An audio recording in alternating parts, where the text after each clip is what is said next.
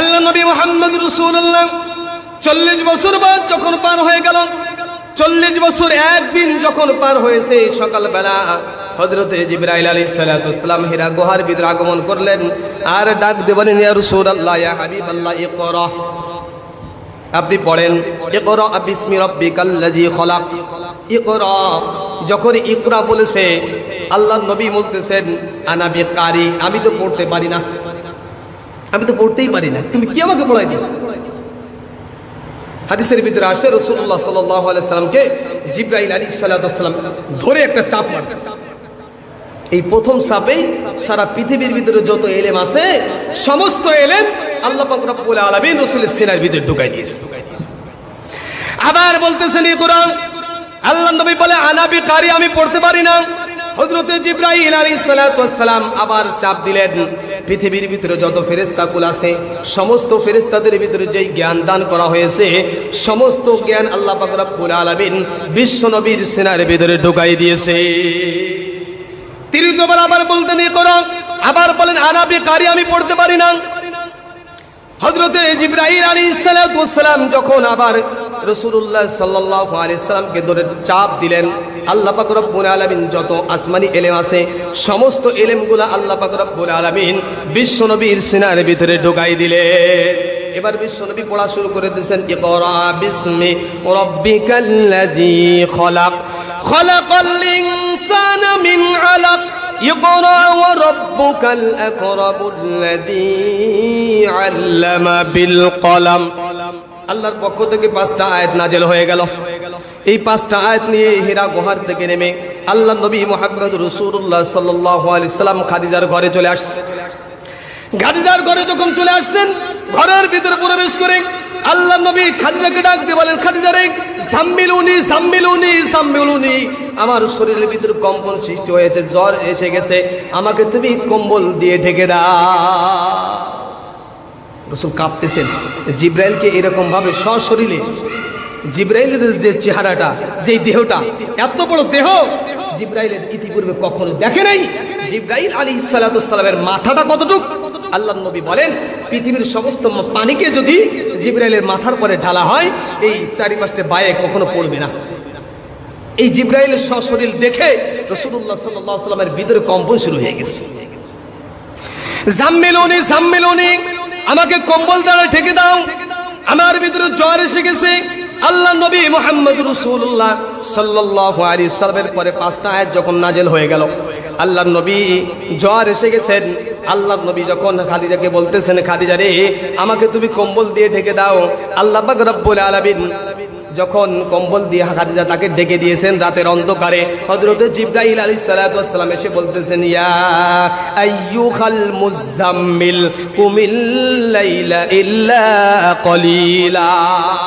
হে নবী, কেন আপনি কম্বলের ভিতরে শুয়ে আছেন? ওঠেন। আল্লাহ নবী যখন এই 5টা আয়াত নিয়ে যখন আসছেন, শরীরে জ্বর এসে গেছে, জিবরাইলের চেহারা দেখে। ইতিপূর্বে তো জিবরাইলকে এই সুরতে কোনো দেখে নাই, এই জন্য দেখেই কি জ্বর এসে গেছে।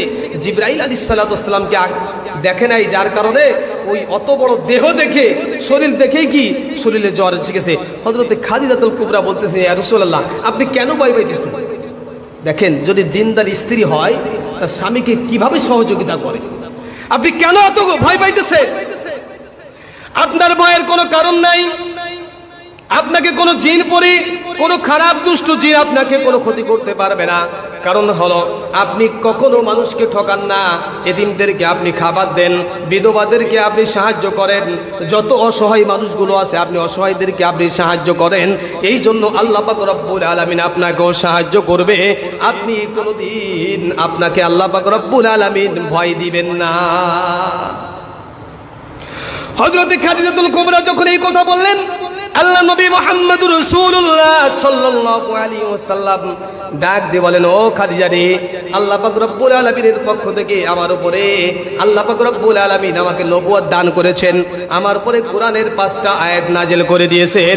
আজ থেকে আমি হলাম বিশ্ব জগতের নবী মুহাম্মদুর রাসূলুল্লাহ সাল্লাল্লাহু আলাইহি ওয়াসাল্লাম, ইমামুল আউয়ালিন আল আখিরিন বাহরে সাদকা রাহমাতাল লিল আলামিন ইমামুল আউয়ালিন আল আখিরিন বাহরে সাদকা রাহমাতাল লিল আলামিন হামদে বেহদ মর খুদায়ে পাকে রং আকে ইমাদতে মুশতে খাকে রং ইমামুল আউয়ালিন আল আখিরিন নূরে আলম রাহমাতাল লিল আলামিন।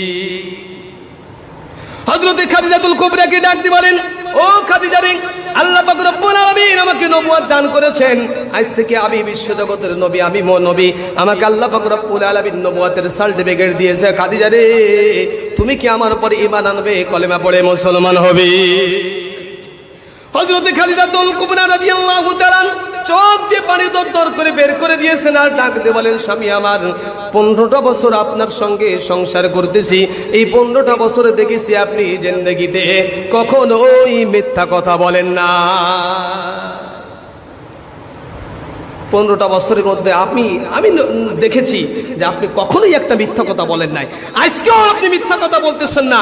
আমি সাক্ষ্য দিতেছি, আশহাদু আল্লা ইলাহা ইল্লাল্লাহু মুহাম্মাদুর রাসূলুল্লাহ, আমি সাক্ষ্য দিতেছি আপনি বিশ্বজগতের নবী, এর ভিতরে কোনো সন্দেহ নেই। হযরত খাদিজাতুল কুবরা কলেমা পড়ে মুসলমান হয়ে গেল। আল্লাহর নবী মুহাম্মদুর রাসূলুল্লাহ সাল্লাল্লাহু আলাইহি ওয়াসাল্লাম হযরত আবু বকর সিদ্দিক রাদিয়াল্লাহু তাআলা বাড়ি চলে গেলেন। আবু বকরকে ডাক দিয়ে বলেন, আবু বকর, আল্লাহ পাক রব্বুল আলামিন আমাকে নবুয়ত দান করেছেন। আল্লাহর পক্ষ থেকে কোরআনের 5টা আয়াত নাযিল হয়েছে। ও আবু বকর রে, তুমি আমার পরে কলেমা পড়ে মুসলমান হবে। আবু বকর ডাক দিয়ে বলেন, বিশ্বজগতের নবী মুহাম্মদুর রাসূলুল্লাহ সাল্লাল্লাহু আলাইহি ওয়াসাল্লামকে ডাক দিয়ে বলেন, ইয়া রাসূলুল্লাহ, 15টা 20টা বছর পর্যন্ত আপনার সঙ্গে আমি বন্ধুত্ব করেছি। 20টা বছর পর্যন্ত আপনার সঙ্গে আমার বন্ধুত্বের সম্পর্ক। 20 বছরে কখনোই আমি দেখি নাই আপনার জবান থেকে মানুষকে একটা কটু কথা বলতে, আর আপনার জবান দিয়ে কোনো একটা মিথ্যা কথা বলতে। আমি এখন আবু বকর কলেমা পড়ে মুসলমান হয়ে গেলাম। হযরত আলী রাদিয়াল্লাহু তাআলার কাছে চলে গেলেন। আলী রাদিয়াল্লাহু তাআলা মুসলমান হয়ে গেলেন।